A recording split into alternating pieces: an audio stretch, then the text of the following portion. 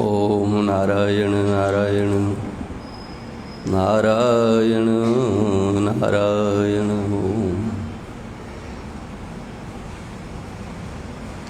ओम नमो ब्रह्मादिभ्यो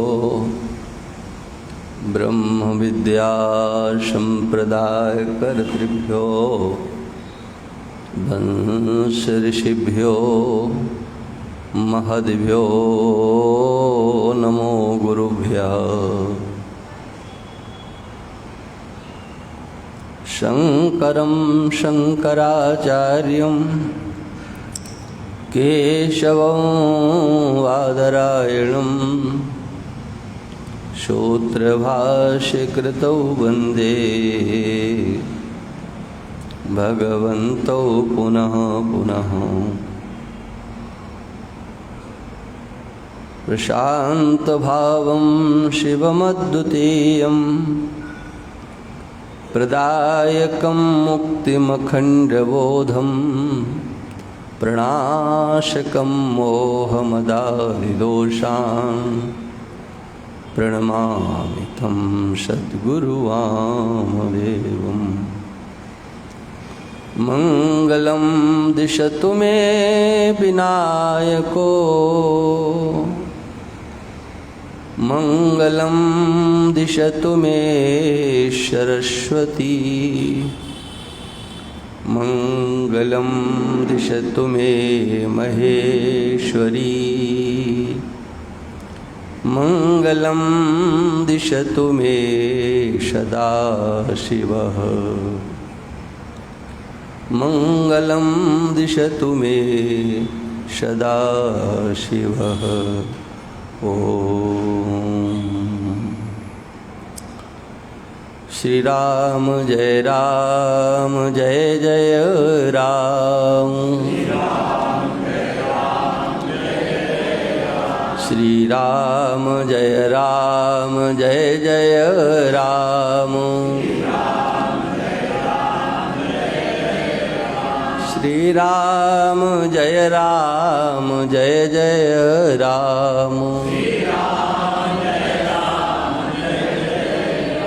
श्री राम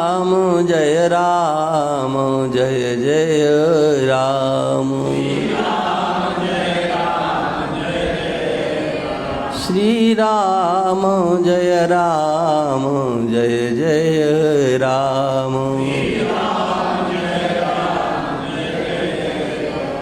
श्री राम जय जय राम।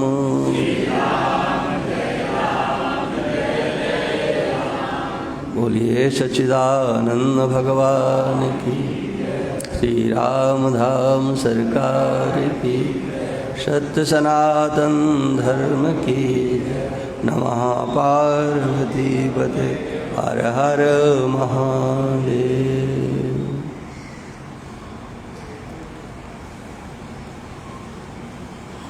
समादरणीय वंदनीय समस्त संत महापुरुष भक्तवृंद, श्रद्धामयी मातृशक्ति, माता कुंती के द्वारा भगवान के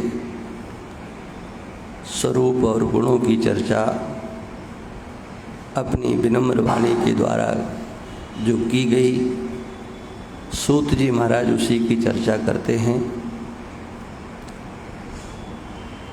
भगवान के गुणानुवादों को उनके नाम के आश्रय से, उनके ऐश्वर्य की चर्चा, सामर्थ्य की चर्चा, उनके नामों को लेकर के बार बार उनको नमन करते। श्लोक सरल है, सीधा है, इसलिए मैंने पहले नहीं बोला। मैं चाहता हूँ कि आप सब लोग भी इस श्लोक को बोलें। हमारे महापुरुषों को तो सबको याद ही है, लेकिन आप लोग भी अगर बोलेंगे, जब तक इसकी चर्चा चलती है तब तक रोज़ इसे बोलेंगे तो ये आप सबको भी याद हो जाएंगे। और मैं इसलिए कह रहा हूँ कि इन श्लोकों से मेरा सहज लगाव है। हाँ, मुझे भगवान कृष्ण की अगर स्तुति करनी होती है, वंदना करनी होती है, तो मैं इसी श्लोक से करता हूँ। इसलिए हम चाहेंगे कि आप लोग भी इसे बोलें। कृष्णाय वासुदेवाय देवकी नंदनाय च नंदगोप कुमाराय गोविंदाय नमो नमः। नमः पंकजनाभाय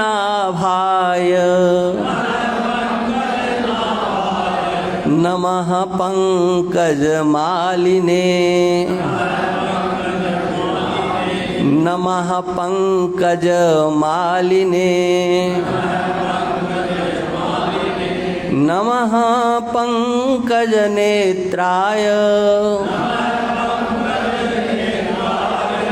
नमः पंकजनेत्राय नमस्ते पंकजांघ्रये नमस्ते पंकजांघ्रये। भगवान के गुणानुवादों का स्मरण करते हुए जो स्तुति की जा रही है आज, हाँ ठीक कर लो भाई, उसमें कल जो चर्चा चली थी, भगवान अपने अनेक प्रकार की लीलाओं के द्वारा जो उनकी ओर देखना नहीं चाहते उन्हें भी उनकी ओर देखने के लिए बाध्य कर देते हैं। कोई उनसे प्रेम नहीं करना चाहता है, वो कहते हैं कि आपको करना पड़ेगा। हाँ, प्रीति माँ वाहन, सुखदेव जी महाराज कहते हैं कि भगवान के द्वारा ये सब छोटी छोटी सी लीलाएं की गई। हाँ, गोपी भी स्तोभितो नित्यत भगवान बालवत क्वचित। हाँ, गोपियां कहती हैं नाचो, तो नाचते हैं। उद्गायत क्वचित मुग्धन, हाँ कभी जोर जोर से गाने भी लगते हैं उनके कहने पर। का क्यों करते हैं? बोले प्रीति माँ वाहन, प्रेम को बढ़ाने के लिए। भगवान का कोई अपना स्वार्थ नहीं है। ये गोपियों का चित्त कैसे हमारे में लगे। उन्होंने कहा कि नाचो, तो नाच के दिखा दिया। अरे वर्णन तो बहुत वहाँ विचित्र आया है कि गोपियाँ भगवान से कहती बेटा जाओ, हाँ, हमारा ये बाट पसेरा उठा के ले आओ। अब छोटे से भगवान, वो पसेरा कैसे उठे, लेकिन फिर भी उठा के लाते। अरे तुम पसेरा लेकर के आए, तराजू लेकर के आओ। हाँ, कोई कहते लाला हमारा वो पीढ़ा ले आओ, पीढ़ा। पीढ़ा पहले, अब तो बंद हो गए सब पीढ़ा, हाँ बैठने का, आजकल के ज़माने में कुर्सी समझ लो। हाँ, वो पीढ़ा। और यहाँ तक लिखा है, कहने में संकोच लगता है कि कोई कोई गोपी तो कहती भी हमारी खड़ाऊँ रखी, जरा खड़ाऊँ ले आना। हाँ, अपनी पादुकाओं को, हाँ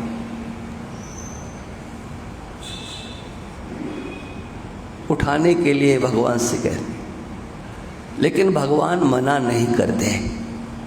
वो करते, क्यों करते? कहा प्रीति माँ वाहन, ये किसी प्रकार से हमसे जुड़ जाएं, इसी का नाम है कर्षण। हाँ, आकर्षण। हाँ, यही भगवान कृष्ण के नाम की सार्थकता है। सामान्य से सामान्य जनों का, जिनका भक्ति से, ज्ञान से, वैराग्य से, भगवान के प्रेम से कोई लेना देना नहीं। हाँ, लेकिन भगवान जानते हैं कि इनका प्रेम मेरे से हो जाएगा तो ये सब कुछ एक दिन जान जाएंगी, सब कुछ इनको मेरे संबंध में पता हो जाएगा, और इतना प्रेम करो, इतना इनसे प्रेम करो कि बस हमारे सिवा और किसी की ओर देखें नहीं। अहरनिश हमारा चिंतन ये करते रहें। ये कार्य भगवान कृष्ण ने जानबूझ करके किया। प्रीतिमा वाहन, सामान्य वो गोपियां जिनके पास कोई ज्ञान नहीं, क्या भगवान, कैसे भगवान, कहाँ भगवान। हाँ, गोपों की, बालकों की भी यही स्थिति, सबकी यही स्थिति। ये भगवान कृष्ण के मधुरतम लीलाओं का आकर्षण, अपनी ओर उन्होंने चाहे आसुरी स्वभाव वाले हों और चाहे दैवी संपदा से युक्त हों, वो चाहे पूर्व जन्म के सुकृति रहे हों और चाहे वो पूर्व जन्म के दुरात्मा रहे हों, क्योंकि भगवान का जो अवतार है, दार्शनिक धरातल पर तो यही मान्यता है, भगवान स्वेच्छा से इस धरा पर नहीं आते हैं। जब सुकृतियों के सुकृत और दुष्कृतियों के दुष्कृत, ये दोनों ही भगवान को उद्वेलित करते हैं कि बस बस आओ आओ आओ आओ, तो भगवान आते हैं। एक ही भगवान का स्वरूप होता है, लीला भी एक जैसी करते हैं, लेकिन कुछ लोग रोते हैं, कुछ लोग चिल्लाते हैं, सबको आनंद नहीं मिल पाता है।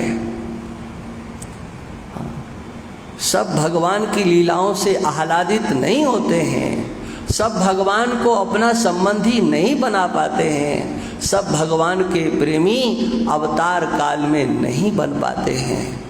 तो फिर आज सब भगवान के भक्त हो जाएं, सब भगवान के प्रेमी हो जाएं, हाँ, सब सत्संग में आने लगें, हाँ, सब हरे राम करें, अरे नहीं नहीं, सब हाँ ब्रह्म ज्ञानी हो जाए, कहा ऐसा संभव कैसे है। भगवान अपने अवतार काल में जब सबको एक जैसा नहीं बना सके, तो आज तो कलयुग है, एक धारा में सब कैसे चल सकते हैं, किस तरह से सबको एक धारा में जोड़ा जा सकता है। हाँ, नहीं जोड़ा जा सकता है। तब करना क्या है, जिनके पुण्य जागृत होते हैं वह भगवान की ओर चलते हैं। इसलिए भगवान कृष्ण ने कहा, ये सब सुकृति हैं, सुकृत नोर जो ना, चाहे कोई दुखी होकर के भगवान की ओर आए, चाहे आर्त होकर के आए, चाहे जिज्ञासु होकर के आए, ये पुण्यात्मा है। पुण्यात्मा भगवान की ओर चलता है, ये उसकी पहचान है। हाँ। और जो पुण्यात्मा नहीं होता है का उसकी क्या पहचान है? बोले उसे न तो भगवान अच्छे लगते हैं, न भगवान के भक्त अच्छे लगते हैं, उसे भजन करने वालों से, माला घुमाने वालों से, भगवान की कथा करने वालों से नफरत होती है। भगवान की सेवा करने में जो प्रवृत्त होते हैं वो उनसे प्रेम नहीं करता है, उनसे नफरत करता है। पूजा अर्चना करने वाले, कथा सुनने वाले, सत्संग में जाने वाले, उनसे वो घृणा करता है, अच्छा नहीं समझता है। किसी को भी भगवदर्थ कर्म करते वो देख नहीं सकता है, ये उसकी पहचान है। हाँ। पापवंत कर सहज स्वभाव, ये भगवान श्री राम के शब्दों से गोस्वामी जी महाराज अभिव्यक्त करा रहे हैं। पुण्यात्मा भगवान की ओर चलता है, सुकृति चारों अनग उदारा, वो सुकृति है जो भगवान की ओर सकामी बन करके, अर्थार्थी बन करके, आर्त बन करके जा रहे हैं, वो सुकृति है। पापात्मा की का क्या पहचान? बोले पापवंत कर सहज स्वभाव। हाँ, वो उसे कुछ कोई शिक्षा नहीं देता है, उसके पूर्व जन्म के पाप ही इतने हैं कि उसे भगवान का भजन करने वाले, सेवा करने वाले, सत्कर्म करने वाले अच्छे ही नहीं लगते हैं। भजन मोर ते ही भाव न काऊ, किसी को भी वो अच्छा नहीं समझता है। हाँ, इसलिए सब एक लाइन में चलेंगे, एक रास्ते पर चलेंगे, ऐसा नहीं है, संभव नहीं है। प्रयत्न अच्छे से अच्छे मार्ग पर चलाने का जो भी आपके निकट आ रहा है उसे करना चाहिए। एक ही जगह पर खड़े रहना ये तो जड़ता की निशानी होती है। चैतन्य तो वह है जिसमें गति होती है। आप देखें, आप गतिमान हैं या स्थिर हैं? आपने भगवान की ओर चलने का निश्चय किया है तो क्या कहीं जकड़ करके जड़ता में बंध तो नहीं गए हो? क्या भगवत प्रदत्त बुद्धि का आपने कहीं उपयोग किया है कि नहीं किया है? नहीं किया है तो करो। यही पुरुषार्थ है, भगवान की ओर चलना, भगवान को प्राप्त करना, ये पुरुषार्थ गम्य है।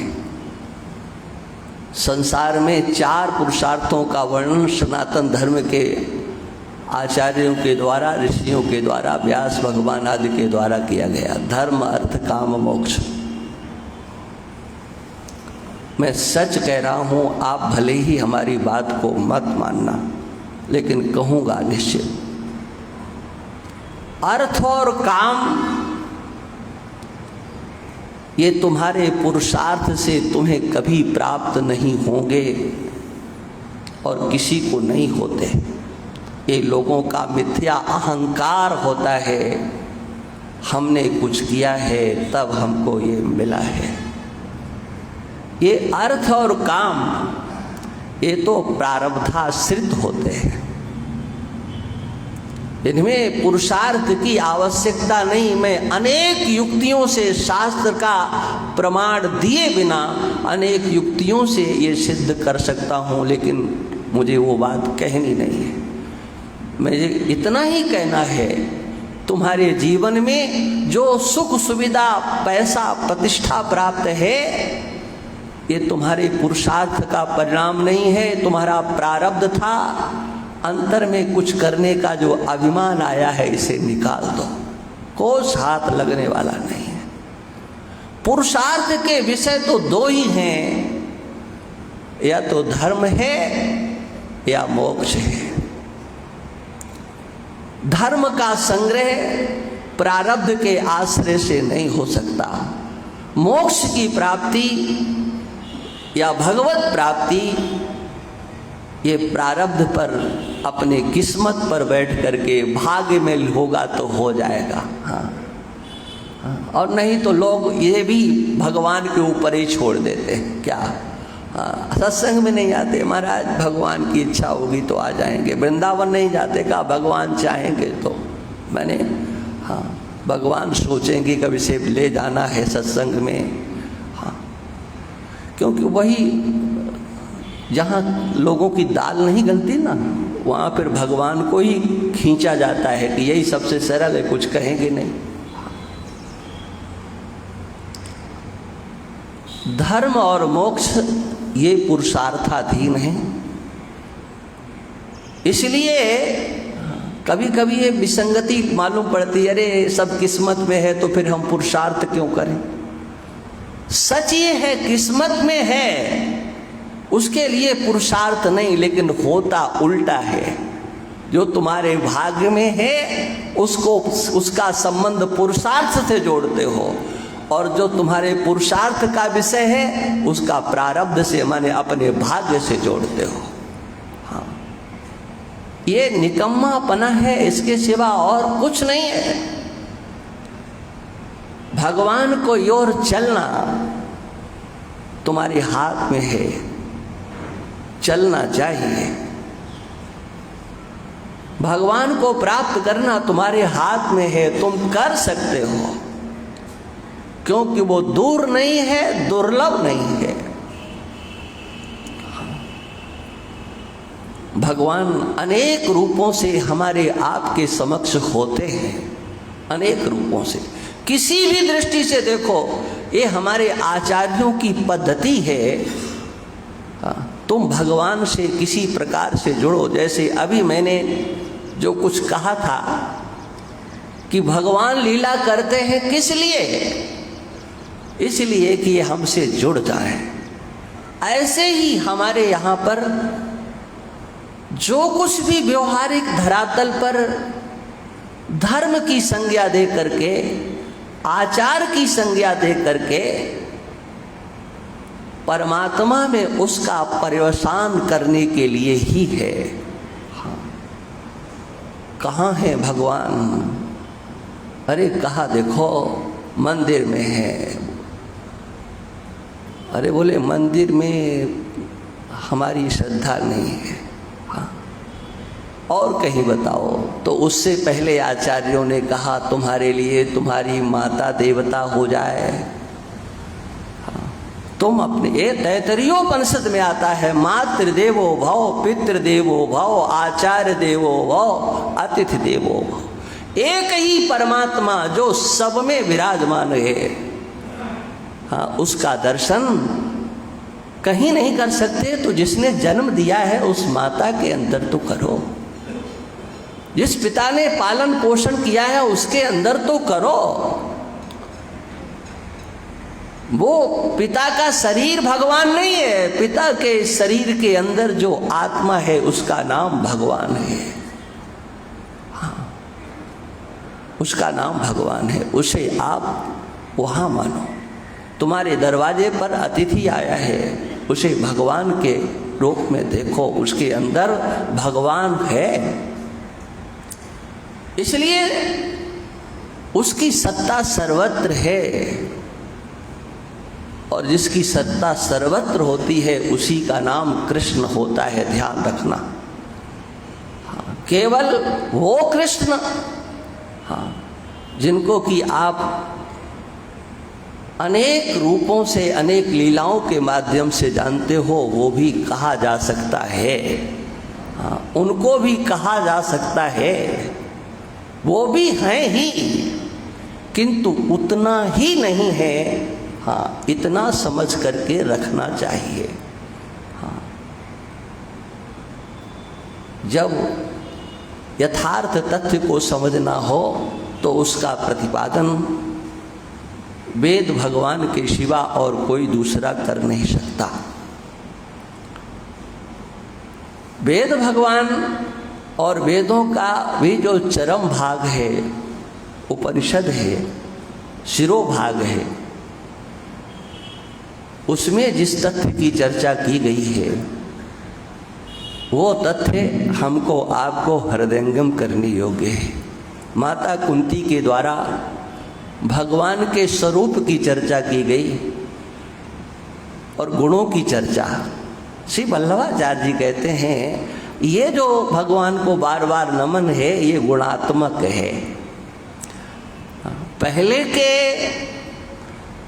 श्लोकों में वो स्वरूपात्मक मानते हैं और ये गुणात्मक मानते हैं, लेकिन वो गुणात्मक कहते हुए भी आखिर में श्रुति को तो कहीं ले नहीं जा सकते हैं ना। प्रमाण के रूप में इसी श्रुति को रख देते हैं जिसकी चर्चा मैंने कल की थी। किसिर्भूवाचको शब्दो रणस्य निर्वृत्तिवाचकः तयोरैक्यं परम ब्रह्म कृष्ण इत्यभिधीयते। महापुरुष जो लिखते हैं, लेकिन हमको तो अपनी दृष्टि से सोचना है, ये जो श्रुति है ये गुणात्मक है या स्वरूपात्मक है। भले आप लोग जिन्होंने गहरा चिंतन नहीं किया है,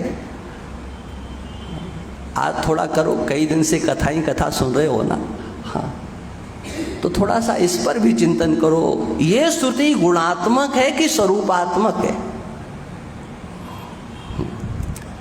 हम वल्लभाचार्य जी महाराज ने जो कहा है वो तो हमारे लिए स्वीकार्य है ही, लेकिन श्रुति का जो उद्धरण है वो तो विचार करने पर बाध्य करता है कि इसे स्वरूपात्मक माना जाए या गुणात्मक माना जाए।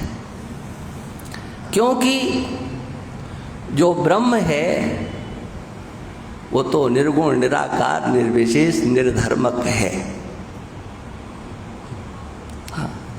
माम भजन्ति गुणाः सर्वे निर्गुणम निरपेक्षकम। समस्त गुण मेरा आश्रय लेते हैं, समस्त गुणों का आश्रय में हूँ, अधिष्ठान में हूँ, लेकिन मेरे अंदर कोई गुण है ये कल्पना मत करना।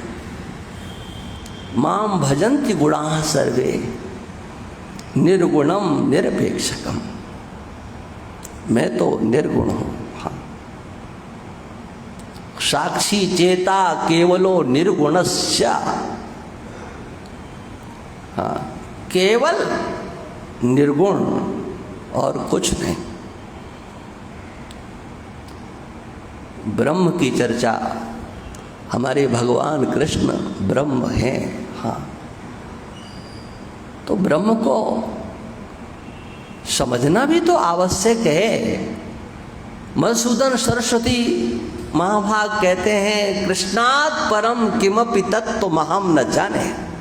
इसको हमारे वैष्णव संत बहुत आदर से स्वीकार करते हैं, और विशेष करके हम लोगों के सामने तो इसे बोलते ही हैं, वैसे बोले चाहे न बोले, बोले देखो देखो अद्वैत सिद्धि के रचयिता कहते हैं कृष्णात् परम किमपि तत्त्वमहं न जाने। कृष्ण से बढ़कर के कोई तत्व है उसे हम नहीं जानते हैं, कृष्ण ही तत्व है। हाँ, वास्तव में तत्व है, कौन मना कर सकता है तत्व को। हाँ, लेकिन तत्व है क्या ये तो पहले समझ लो, फिर उसका नाम तुम्हारे मन में आए कुछ भी रख लेना, लेकिन तत्व है ये जानते हो। हाँ, अरे कोई कुछ भी कह दे उसका कोई मूल्य नहीं होता। जो प्रबंध नहीं बुध आदरही, सो श्रम बाद बाल कब करें। गोस्वामी जी कहते हैं, विद्वान जिस प्रबंध का आदर नहीं करते हैं, हाँ, वो उसकी कोई कीमत नहीं होती है। जो प्रबंध नहीं बुध आदर है। पूज्य महाराजा श्री अखंडानंद सरस्वती जी महाराज सुनाया करते, बोले कि एक बार कोई वेदांती थे, अब वो चले गए रास देखने के लिए, आगे चक्कर में चले गए। अब वहाँ पर बोले कि वो ब्रह्म क्या होता है। अब वहाँ वो गोपियाँ ब्रह्म की परिभाषा कर रही, बोले राधिका जी के नख चंद्र से, हाँ, जो किरणें निकलती हैं, उस एक एक किरण से, ज्योति से वो ब्रह्म निश्रित होता है। अब वो आए उड़िया बाबा के पास आकर के और रोने जैसे लगे, महाराज ये रास में ये क्या होता है, ये क्या कहा जाता है, ये ब्रह्म ऐसा होता है। तो बाबा ने कहा तुम वहाँ गए क्यों थे ये बताओ। हाँ, वहाँ पर तुम गए क्यों। जो बोल रहा था या बोल रही थी उसकी आयु कितनी थी। बोले महाराज वो तो 7-8 साल का लग रहा था, लड़का था कि लड़की। हाँ वो सखा मानो चाहे सखी। तो बोले 7-8 साल का उस बेचारे को जो सिखा दिया गया, उसको सखी बना दिया गया, वही तो कहेगा। उसका अपना दिमाग क्या है कि ब्रह्म क्या होता है। वो तो सिखाया बोल रहा था। ये तो विद्वानों की, समझदारों की चीज है कि वास्तव में तत्व क्या है। मधुसूदन सरस्वती जी कहते हैं हाँ उनके सिवा कोई दूसरा तत्व नहीं। अरे तत्व तो एक है ही। हाँ ये नहीं समझते कि मधुसूदन सरस्वती जी कह क्या गए। कोई दूसरा तत्व नहीं है, यथार्थ नहीं है, सत्य नहीं है। तुम जो कुछ भी सत्य मानते हो उस तत्व के सिवा और कोई तथ्य नहीं है। हाँ, वो तत्व क्या वस्तु है। हाँ, उसको ऐसा नहीं है कि यहां पर आप जितने बैठे हो उसे समझ नहीं सकते हो। हाँ, न समझने की कसम खा रखी है तब तो हम नहीं जानते, अन्यथा वो तो सरल है, सीधा है। गोपाल उत्तर तापनीयोपनिषद का ये मंत्र सीधा है। भगवान कृष्ण के अक्षर में 2 भाग कर दिए गए, एक कृष्ण और एक णा। हाँ, तो ये जो कृष्ण है ये क्या है, कहा भगवान कृष्ण का ही एक अर्थ दे रहा है। वो किसका अर्थ दे रहा है, बोले सत्ता का अर्थ दे रहा है, सत्तावाचक। और सत्ता का अर्थ होता है है। जो कुछ भी व्यवहार आप करते हो वह सत्ता के आश्रय से करते हो। सत्ता माने जिसकी प्रतीति होती है उसमें ही आपका व्यवहार होता है। इसी का नाम भ्रांति होता है कि हो कुछ और आपको दिखाई कुछ दे। मिथ्या ज्ञान इसी को कहते हैं, है तो कुछ लेकिन दिखाई कुछ दे रहा है। इसी को मिथ्या बोलते हैं, इसी को असत बोलते हैं। सत्ता तो भगवान की है, मूल में भगवान बैठे हैं, लेकिन हमें मूल में कहीं भगवान दिखाई नहीं देते हैं। वास्तव में जितना भी व्यवहार है, शंकराचार्य भगवान ने अपरोक्षानुभूति में अनेक युक्तियां दी हैं। हाँ, दर्पण का दर्शन किए बिना क्या आप अपने मुख को देख सकते हो? लेकिन दर्पण देखते समय आपको क्या लगता है कि हम दर्पण देख रहे हैं कि मुख देख रहे हैं? हाँ, सबसे पहले आपकी दृष्टि का विषय दर्पण बनता है, लेकिन कितनों को ये अनुभूति होती कि मैंने दर्पण देखा है। आप आभूषणों का दर्शन करते हुए पहले धातु को देखते हो, आभूषण बाद में देखते हो। मृत्तिका के बने हुए समग्र पदार्थ तभी नजर आते हैं जब पहले मृत्तिका पर दृष्टि पड़ती है। सूत के बने हुए वस्त्र तभी देखे जाते हैं जब पहले सूत को देखा जाता है। मूल को देखे बिना उसमें जो नाम रूपात्मक आवेष्टित है वो तो दर्शन बाद में होता है, वो कल्पना होती है।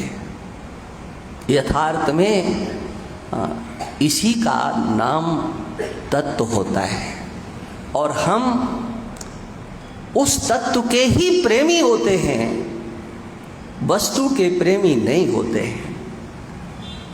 हम व्यक्ति के प्रेमी नहीं होते हैं, हम परमात्मा के प्रेमी होते हैं। हम सब अनजान में ही सही प्रेम भगवान से ही करते हैं, लेकिन जानते नहीं हैं।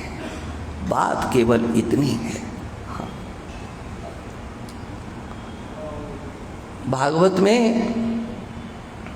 10वें स्कंध में एक प्रसंग आया है। वो प्रसंग तो आप सबने सुना कि ब्रह्मा जी ने बछड़ों को, बालकों को गुफा में बंद कर दिया। फिर वो जो सब लीला आपकी सुनी हुई है, उस लीला के होने के बाद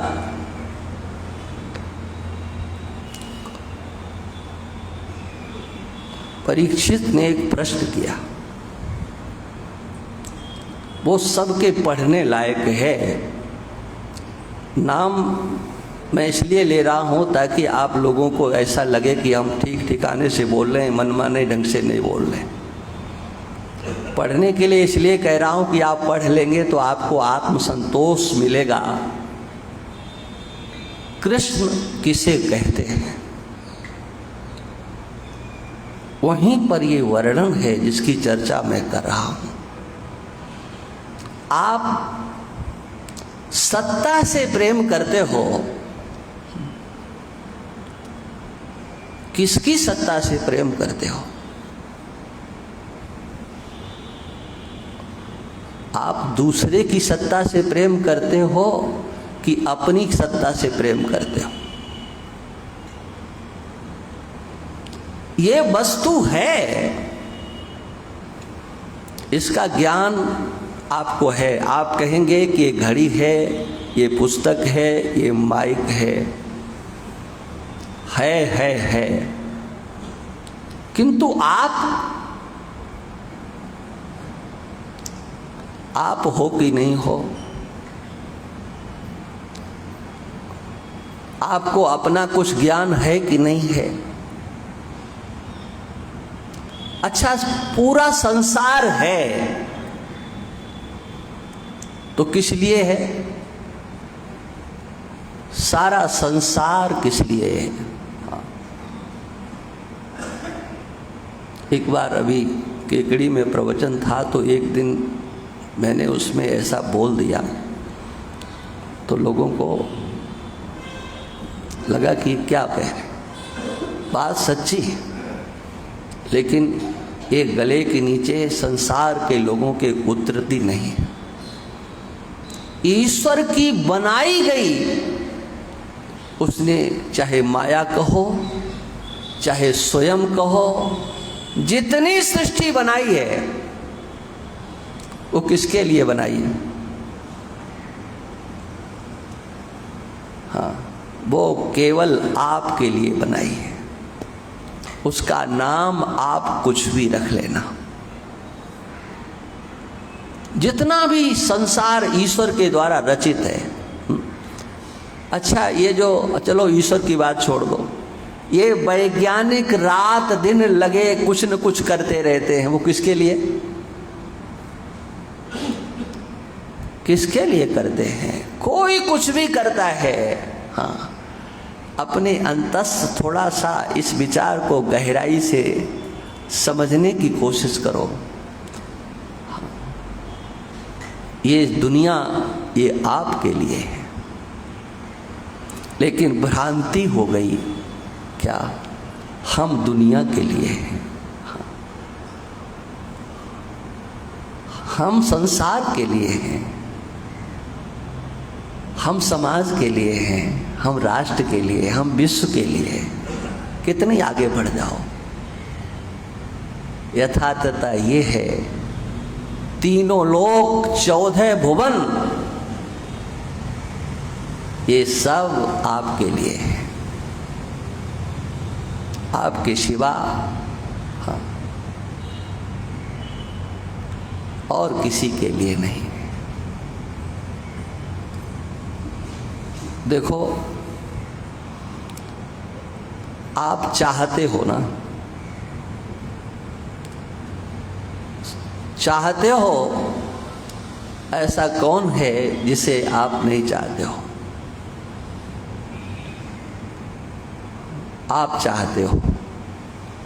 अच्छा, आप चाहते हो तो आपको कोई चाहता है कि नहीं? कोई ऐसा है जिसे कोई न चाहता हो? हाँ, ऐसा तो कोई यहां नहीं होगा, चाहता होगा। हाँ, कोई कहे हमें तो कोई नहीं चाहता है, आ जाना हमारे पास, हम कहेंगे कि हम तुम्हें चाहते हैं। हाँ, और चलो हमारे साथ। हाँ, क्योंकि तुम्हें चाहने वाला तो दुनिया में कोई है नहीं। हम तुमसे प्रेम करते हैं, हम तुमको चाहते हैं। अच्छा, कोई चाहने वाला ना हो तो बताओ, आप अपने से को चाहोगे कि नहीं चाहोगे? अपने से प्रेम करोगे कि नहीं करोगे? हाँ, यहां आकर के खड़ा होना पड़ेगा, इस तथ्य को समझना पड़ेगा। हाँ, राजा ने प्रश्न किया कि महाराज ये बताओ, भगवान कृष्ण से ये सब बालक, गोपियां, गौए, ये सब लोग प्रेम करते, ये क्यों प्रेम करते? तो सुखदेव जी ने कहा कि देखो, आज मैं तुम्हें सही बता दे रहा हूं राजन, सच्चाई ये है कि दुनिया में कोई किसी से प्रेम करता ही नहीं। हाँ, कोई किसी से प्रेम नहीं करता है। ये दुनिया के लोग केवल दूसरों को धोखे में रखते हैं और स्वयं धोखे में रहते हैं। इसके सिवा दुनिया के लोगों के पास कोई सोच नहीं है। वो कभी ये विचार नहीं करते कि मैं किसी को चाहता हूं कि मेरे को कोई चाहता है। हाँ, मेरी सत्ता से इसकी सत्ता है कि इसकी सत्ता से मेरी सत्ता है। ये संसार के लोग कहां विचार करते हैं, कहां सोचने का समय है? कौन किससे प्रेम करता है? कोई किसी से प्रेम नहीं करता है। तुमको दिखाई पड़ रहा है कि ये कृष्ण के प्रेमी है। हाँ, सुखदेव जी ने स्पष्ट कर दिया, हाँ, ये कृष्ण के प्रेमी नहीं है, ये सब अपने आप से प्रेम करते हैं। सर्वेषामपि भूतानां नृपस्वात्मैव बल्हवः इतरे पत्यविद्याद्यास् तथैव तथैव सः। जितने भी संसार में आपके संबंधी हैं, स्वजन हैं, जितनी भी वस्तुएं हैं जिनका आप संग्रह करते हो, चाहे संबंध जोड़ते हो, वो किसके लिए जोड़ते हो? किसी को आप चाहते हो तो किसके लिए चाहते हो? हाँ, सारा संसार किसके लिए इकट्ठा किया? लोग कहते हैं कि हमने उसके लिए किया। तुम्हारा कोई मतलब होता है कि नहीं? सब कुछ अपने लिए व्यक्ति करता है, लेकिन मरता दूसरे के मत्थे। हम तो तुम्हारे लिए मर रहे हैं। हाँ, इन लड़कों के लिए हमने अपनी जिंदगी बर्बाद कर दी। हाँ, उनका संग्रह, उनसे संबंध तुमने जोड़ा था सुखी होने के लिए कि दुखी होने के लिए? सुखी होने के लिए जोड़ा था, दुखी होने के लिए नहीं। उनमें सुख आपको दिखता था, उनमें तो दिखता था, लेकिन अपने अंदर नहीं दिखता था। सारे जीवन यही इसी में तो चला जाता है। आप थोड़ा सा पलट करके देखो, थोड़ा सा घूम जाओ, आनंद आ जाएगा। कोई भी आपसे जुड़ रहा है, उससे मत कहो, लेकिन अंदर से विचार करो, ये सुखी होने के लिए कि दुखी होने के लिए? तब उत्तर क्या अंदर से आएगा? दुखी होने के लिए तो कोई संबंध जोड़ता ही नहीं है। सुखी होने के लिए, ये मेरे से जुड़ रहा है सुखी होने के लिए, तो वो सुख हमारे पास है कि इसके पास है ना? आपके पास अपना सुख है, वो आपको प्राप्त करके सुखी होना चाहता है, आपसे जुड़कर सुखी होना चाहता है। लेकिन ये बात व्यक्ति कभी समझ ही नहीं पाता है।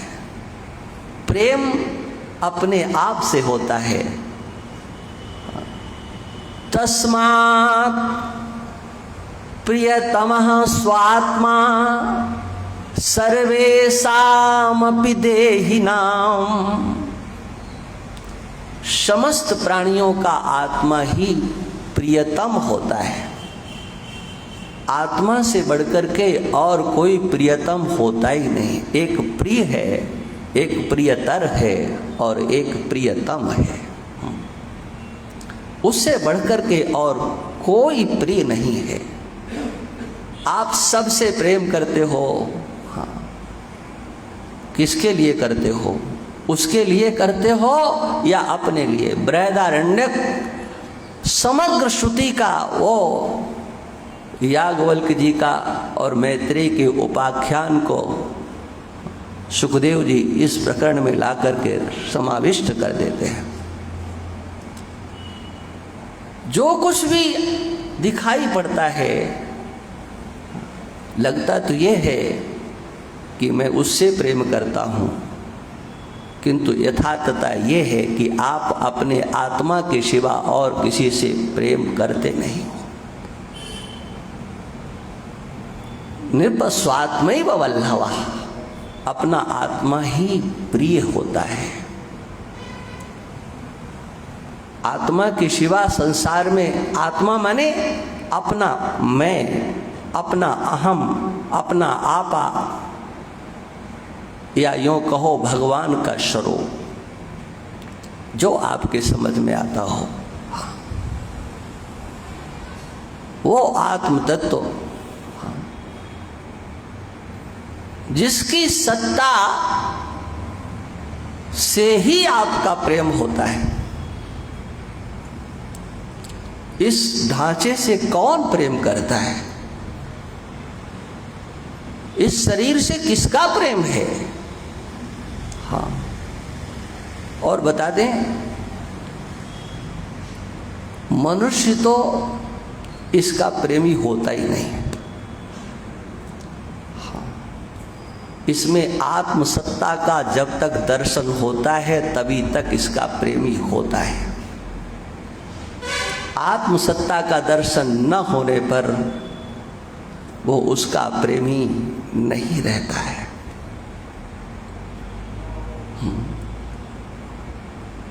दूसरे भले ही प्रेम कर सकते हैं इस शरीर से, यदि ये शरीर कहीं जंगल में छूट जाए, हाँ, तो दूसरे प्रेम करने वाले आ जाएंगे, लेकिन आदमी कोई नहीं आएगा। हाँ, क्योंकि आदमी समझदार है ना, वो इससे प्रेम करता ही नहीं है। हाँ, और इसका नक्शा भली भांति 2 साल से कोरोना काल में तो देख ही लिया गया, अच्छी तरह से देख लिया। बोले अब कुछ नहीं रहा। बोले ठीक है ठीक है ठीक है ठीक है, हाँ ले जाइए। इस शरीर से कौन प्रेम करता है? इसके अंदर जो सत्ता है उसके आप प्रेमी हो या इस शरीर के प्रेमी हो? इसी प्रकार से जैसे इस शरीर में सत्ता का दर्शन, सत्ता की स्थिति जब तक होती है तब तक आप इसे प्रेम करते हो, ऐसे ही समग्र पदार्थों में जो सत्ता है उसका दर्शन होता है तो आप प्रेम करते हो। माने आप सत्य के प्रेमी हो। है उसी से आपका प्रेम है। मिथ्या के प्रेमी आप नहीं हो। आभूषण हो, धारण किया गया, कराया गया, बहुत अच्छा लगा, लेकिन कहीं कोई धीरे से कान में कह दे सब नकली है, सोचो उस समय क्या लगेगा, कैसा लगेगा? वो आभूषण धारण करने का आनंद कहाँ चला गया? आप किसके प्रेमी थे? धातु के या आभूषण के?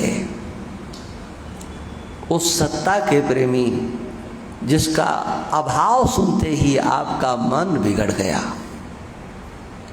ऐसे ही जहां पर है की प्रतीति होती है, वो सत्ता क्या है? अरे वो कोई सत्ता और नहीं है, उस सत्ता का नाम ही कृष्ण है। कृषिर भूवाचको शब्दो णश्च निर्वृत्ति वाचका। उस परमात्मा की सत्ता सर्वत्र है। हम देखने की चेष्टा करें और देखने के लिए, सर्वत्र देखने के लिए पहले आपको अपने अंतर झांकना पड़ेगा। उस परमात्मा की सत्ता कहीं हमारे आसपास है? दूर मत जाओ, अपने अंतर ही देखो। जिसकी सत्ता आप मान रहे हो उसमें कहीं कोई दूसरा छिपा है कि नहीं? इस शरीर की सत्ता, शरीर के अंगों की सत्ता, इंद्रियों की सत्ता, आप किसके प्रेमी हो? प्राणों की सत्ता या आत्मा की सत्ता? अपनी सत्ता, सबकी सत्ता हो, हाँ, उससे आप प्रेम नहीं करते हो। हाँ, अपनी सत्ता से आपको प्रेम होता है। हाँ, बोले किसकी सरकार है? का अपनी है। हाँ, ये अपने पने में कितना आनंद होता है। लेना देना कोई है कि नहीं है, लेकिन का सरकार अपनी है। सरकार माने सत्ता अपनी है। अपनी सत्ता में कितना सुख होता है, इसको तो आप शब्दों से ही समझ सकते हो। अपनी सत्ता आ गई, अपनी सरकार आ गई। हाँ। अरे आपकी सत्ता सर्वत्र है, लेकिन उस सत्ता का अवलोकन नहीं करते हो। तुम कहाँ देख रहे हो? जहाँ पर सत्ता है वहाँ तो भगवान है। आत्मा की सत्ता में सभी सत्तावान दिखाई पड़ते हैं। इसी का नाम भगवान है, इसी का नाम परमात्मा है, इसी का नाम विष्णु है। आप इसका नाम कुछ भी रख दो, इसी का नाम ब्रह्म है, नारायण है।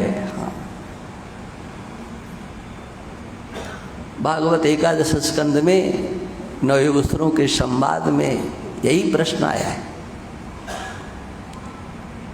महाराज, नारायण किसको कहते हैं?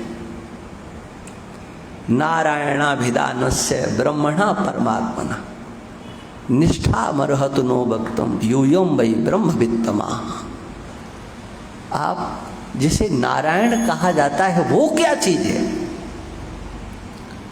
हाँ, अब नारायण नाम से आप सब तो जानते ही होंगे नारायण किसको कहा जाता है। हाँ, हमारे डॉक्टर नारायण चेतन जी बैठे हुए। हाँ,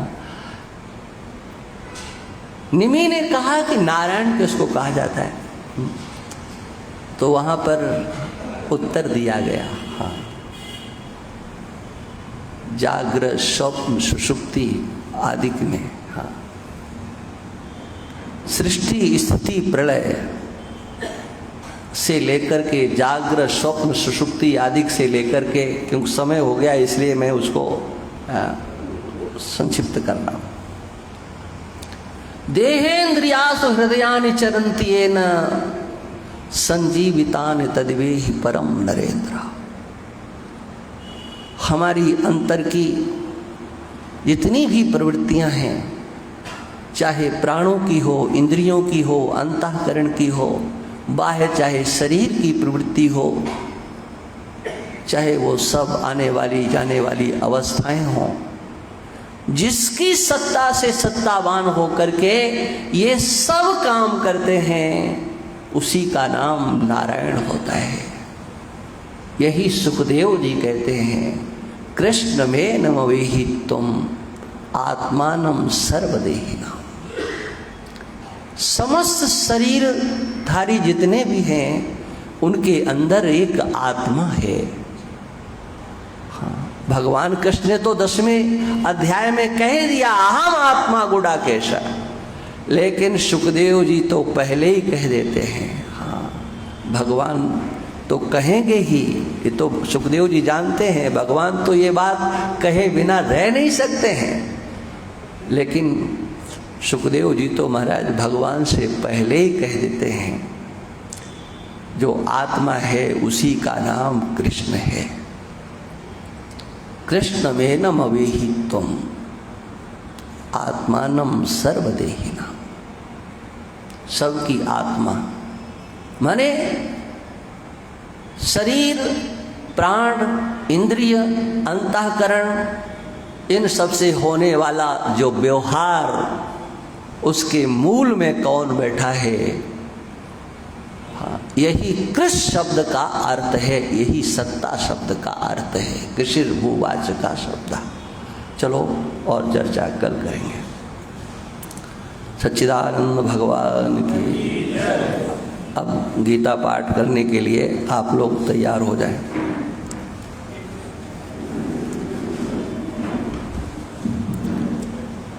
बोल राम सरकार की, कृष्ण कन्हैया लाल की। संत जन, सभी धर्म प्रेमी माताओं बहनों, आगामी रविवार 29 अगस्त को साप्ताहिक रामायण का पाठ दोपहर 2 बजे रामधाम में ही होगा। आप सभी 2 से 4 बजे तक का समय रहेगा, और जो भी यह रामधाम की समुचित व्यवस्थाओं में सहयोग करना चाहते हैं वह यहाँ से सहयोग देकर रसीद जरूर प्राप्त करें। बोल सियावर रामचंद्र भगवान की।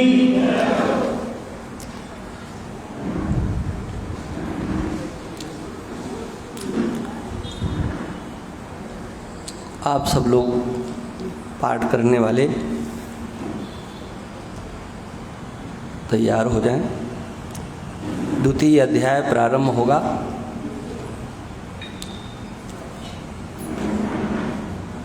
प्रपन्न पारिजाताय तोत्र वेत्रैक पाणये ज्ञान मुद्राय कृष्णाय गीतामृत दुहे नमः। अथ द्वितीयोऽध्यायः संजय उवाच तं तथा कृपयाविष्ट मश्रुपूर्णाकुलेक्षणम् विषीदन्तमिदं वाक्य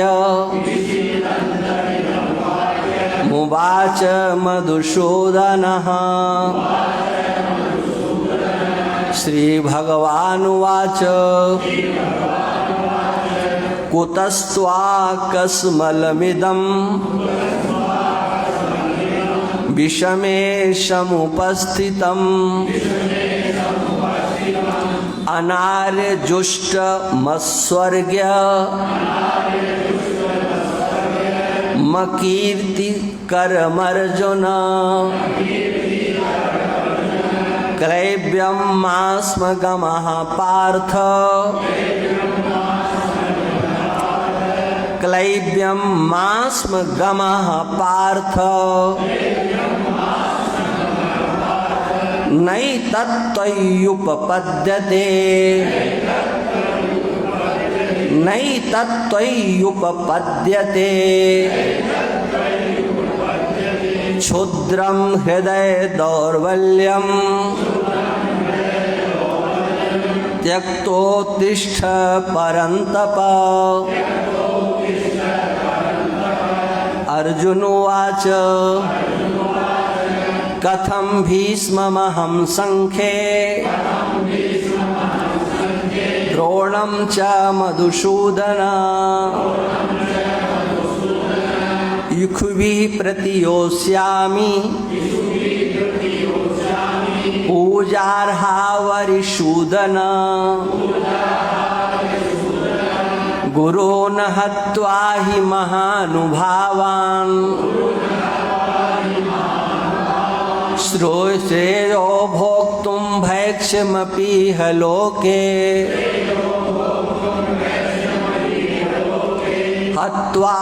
हत्वार्थकामास्तु गुरून्निहैव भुञ्जीय भोगान् रुधिरप्रदिग्धान् न चैतत् विद्मः कतरन्नो गरीयो न चैतत् विद्मः कतरन्नो गरीयो यद्वा जयेम यदि वा नो जयेयुः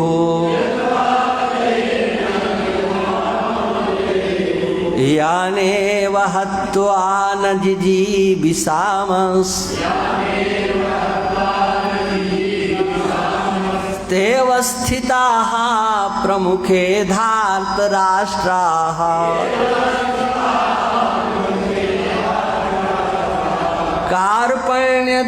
कार्पण्यदोषोपहतः स्वभावः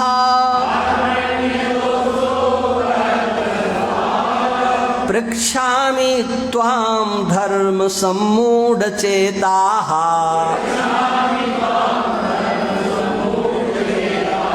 यच्छ्रेयः स्यान्निश्चितं ब्रूहि तन्मे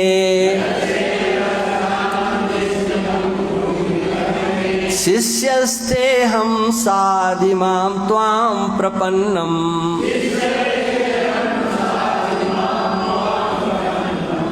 न हि प्रपश्यामि ममापनुद्यात् यच्छोकमुच्छोषणमिन्द्रियाणाम् अवाप्य भूमा वसपत्नमृद्धम् राज्यं सुराणामपि चाधिपत्यम्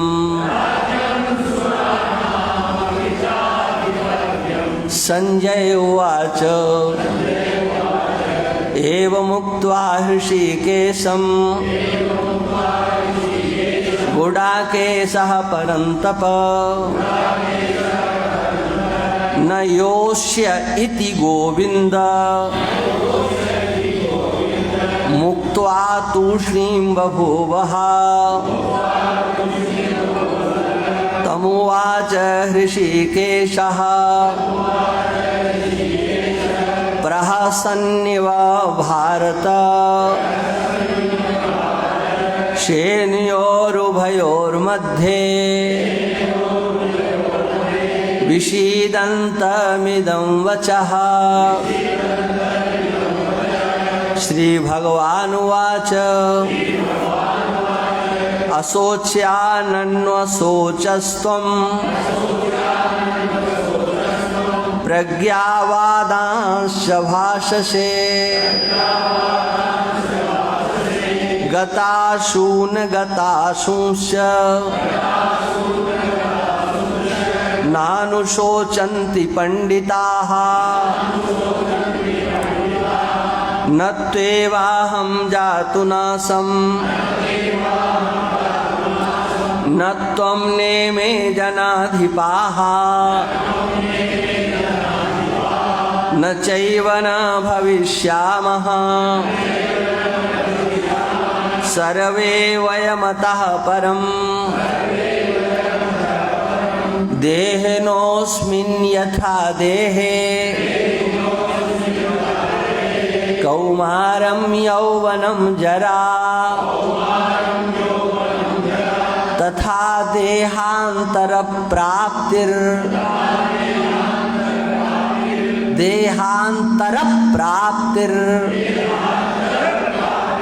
धीरस्तत्र न मुह्यति तथा देहान्तरप्राप्तिर्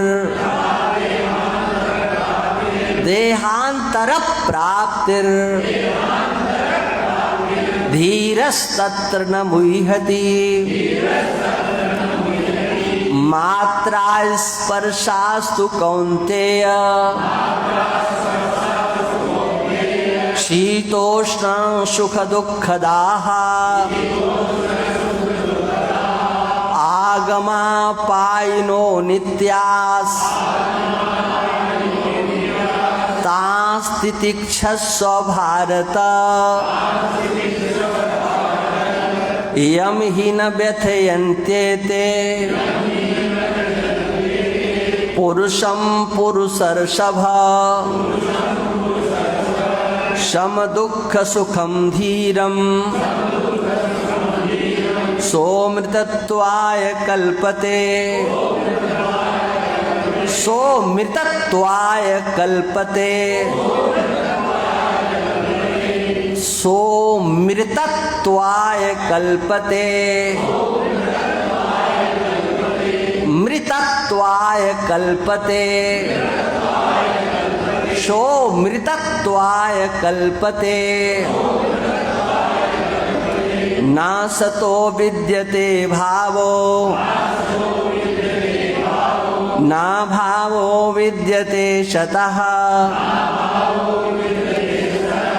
उभयोरपि दृष्टोऽन्तस् उभयोरपि दृष्टोऽन्तस् त्वनयोस्तत्त्वदर्शिभिः त्वनयोस्तत्त्वदर्शिभिः अविनाशी तु तद्विद्धि येन सर्वमिदं ततं विनाशमव्ययस्यास्य न कश्चित् कर्तुमर्हते अन्तवन्त इमे देहा नित्यस्योक्ताः शरीरिणः अनाशिनो प्रमेयस्य तस्माद्युध्यस्व भारत तस्माद्युध्यस्व भारत य एनं वेत्ति हन्तारं यश्चैनं मन्यते हतम् उभौ तौ न विजानीतो नायं हन्ति न हन्यते न जायते म्रियते वा कदाचिन् नायं भूत्वा भविता वा न भूयः अजो नित्यः शाश्वतोऽयं पुराणो न हन्यते हन्यमाने शरीरे वेदाविनाशिनं नित्यं य एनामजमव्ययम् य एनामजमव्ययम् कथं स पुरुषा पार्थ कम घातयति हन्ति कम वासांसि जीर्णानि यथा विहाय नवानि गृह्णाति नरोपराणि तथा शरीराणि विहाय जीर्णा न्यन्यानि संयाति नवानि देहि नैनं छिन्दन्ति शस्त्राणि नैनं दहति पावकः न चैनं क्लेदयन्त्यापो न चैनं क्लेदयन्त्यापो न शोषयति मारुतः अच्छेद्यो यमदाह्यो मक्लेद्यो शोषयेव च नित्यः सर्वगतस्थाणु रचलोऽयं सनातनः अव्यक्तोऽयमचिन्त्योऽयं मा विकारोऽयमुच्यते तस्मादेवं विदित्वैनं नानुशोचितुमर्हसि अथ चैनं नित्यजातं नित्यं वा मन्यसे मृतं तथापि त्वं महाबाहो नैवं शोचितुमर्हसि जातस्य हि ध्रुवो मृत्युर्ध्रुवं जन्म मृतस्य च तस्मादपरिहार्येऽर्थे न त्वं शोचितुमर्हसि अव्यक्तादीनि भूतानि व्यक्तमध्यानि भारत अव्यक्तनिधनान्येव तत्र का परिदेवना आश्चर्यवत् पश्यति कश्चिदेन माश्चर्यवद् वदति तथैव चान्यः माश्चर्यवद् वदति तथैव चान्यः आश्चर्यवच्चैनमन्यः शृणोति श्रुत्वाप्येनं वेद न चैव कश्चित् देहि नित्यमवध्योऽयं देहे सर्वस्य भारत तस्मात् सर्वाणि भूतानि न त्वं शोचितुमर्हसि स्वधर्ममपि चावेक्ष्य न न विकम्पितुमर्हसि धर्म्याद्युद्धाच्छ्रेयोऽन्यत् धर्म्याद्युद्धाच्छ्रेयोऽन्यत् धर्म्याद्युद्धाच्छ्रेयोऽन्यत् क्षत्रियस्य न विद्यते यदीक्षया चोपपन्नम् स्वर्गद्वारमपावृतम् सुखिनः क्षत्रियाः पार्थ लभन्ते युद्धमीदृशम् अथ चेत्त्वमिमं धर्म्यं संग्रामं न करिष्यसि ततः स्वधर्मं कीर्तिं च हित्वा पापमवाप्स्यसि अकीर्तिं चापि भूतानि कथयिष्यन्ति ते व्ययाम्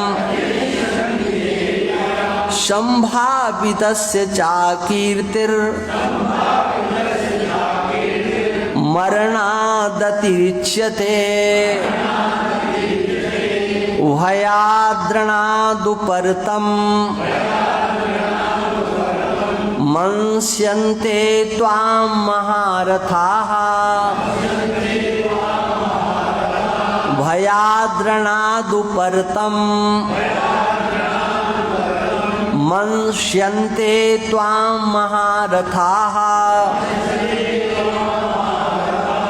येषां च त्वं बहुमतो भूत्वा यास्यसि लाघवम् अवाच्यवादांश्च बहून् वदिष्यन्ति तवाहिताः अवाच्यवादांश्च बहून् वदिष्यन्ति तवाहिताः निन्दन्तस्तव सामर्थ्यं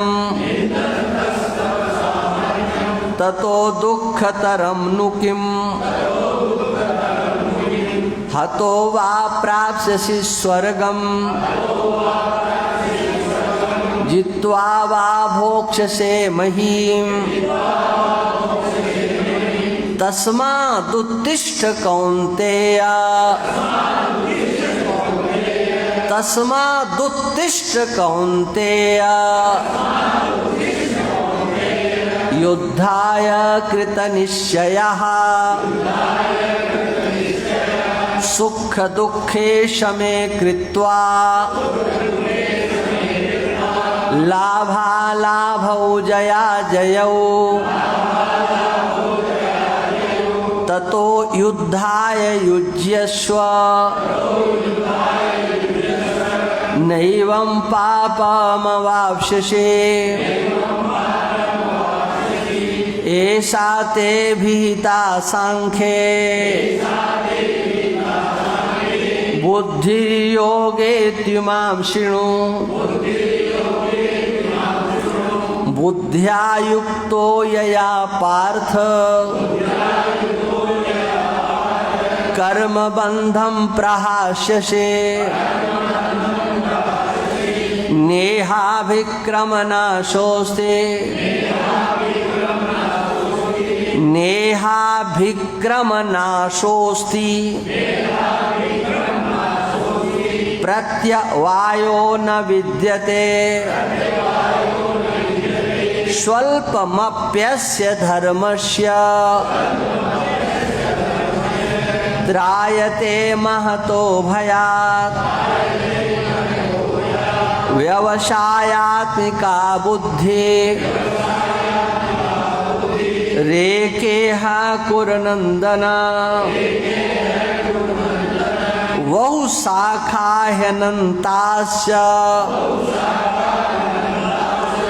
बहुशाखाह्यनन्तास्य बुद्धयो व्यवसायिनां यामिमां पुष्पितां वाचं प्रवदन्त्या विपश्चिताः वेदवादरताः पार्थ नान्यदस्तीति वादिनः कामात्मानः स्वर्गपरा जन्म कर्म फलप्रदां क्रिया विशेष बहुलां भोगैश्वर्य गतिं प्रति भोगैश्वर्य गतिं प्रति भोगैश्वर्य प्रसक्तानां। जितनी ताकत मैं लगाता हूँ उतना ही लगवाऊंगा। भोगैश्वर्य प्रसक्तानां तयापहत चेतसां व्यवसायात्मिका बुद्धिः समाधौ न विधीयते त्रैगुण्य विषया वेदा निस्त्रैगुण्यो भवार्जुन निर्द्वन्द्वो नित्यसत्त्वस्थो निर्द्वन्द्वो नित्यसत्त्वस्थो निर्योगक्षेम आत्मवान् निर्योगक्षेम आत्मवान् यावानर्थ उदुपाने सर्वतः संप्लुतोदके तावान् सर्वेषु वेदेषु ब्राह्मणस्य विजानतः कर्मण्येवाधिकारस्ते मा फलेषु कदाचन मा कर्मफलहेतुर्भूर्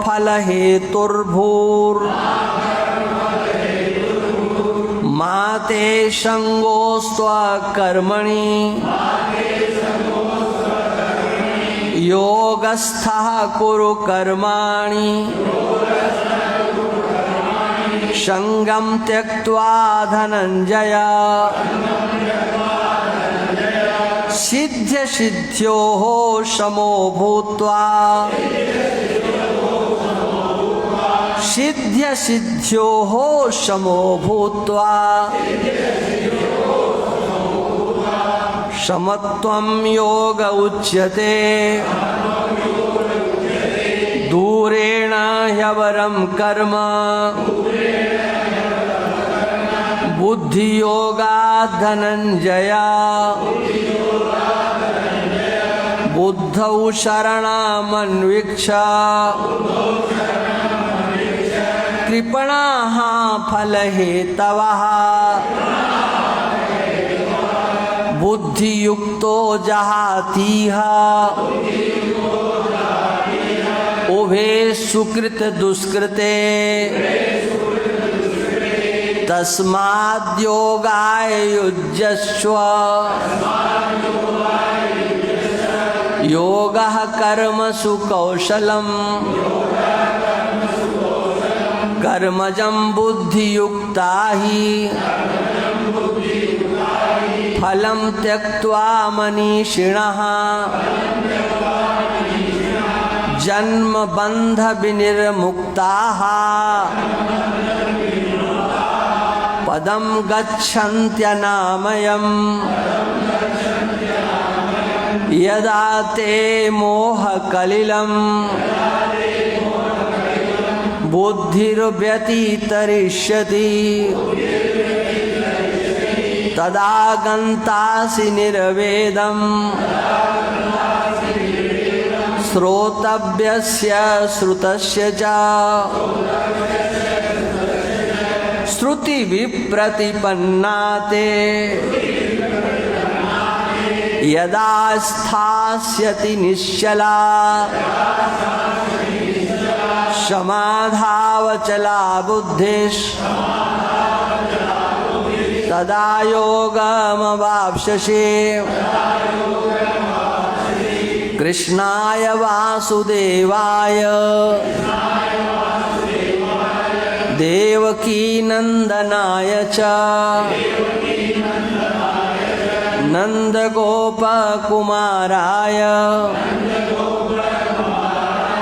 गोविंदाय नमो नमः।